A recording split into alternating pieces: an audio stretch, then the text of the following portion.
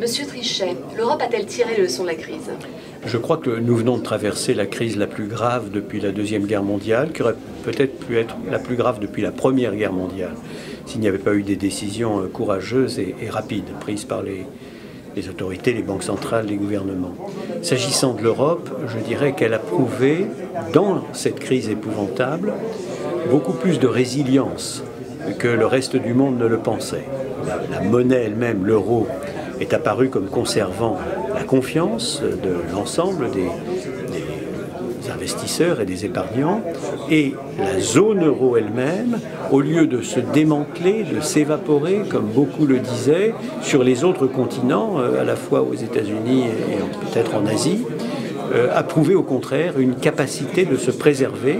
Les 15 pays qui étaient dans la zone euro au moment de Lehman Brothers et de son dépôt de bilan en septembre 2008 sont toujours dans la zone euro, tous les 15, y compris la Grèce, et 4 nouveaux pays sont entrés, ce qui fait que nous sommes 19. Pour une zone euro qui était appelée à être démantelée, le fait d'avoir 19 pays, dont 4 qui sont entrés dans cette crise épouvantable, c'est en soi évidemment une preuve de persévérance dans l'être, si je puis dire. Ceci dit, il n'y a aucune place pour la complaisance. Le vrai succès historique de la zone euro sera jugé en termes de création d'emplois et de croissance.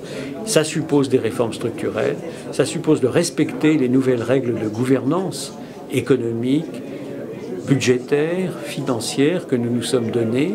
Ça suppose aussi d'aller plus loin, puisque c'est une construction historique très ambitieuse.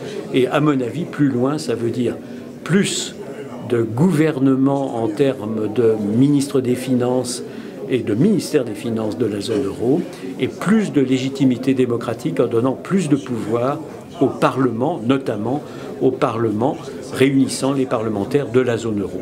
Merci. Merci.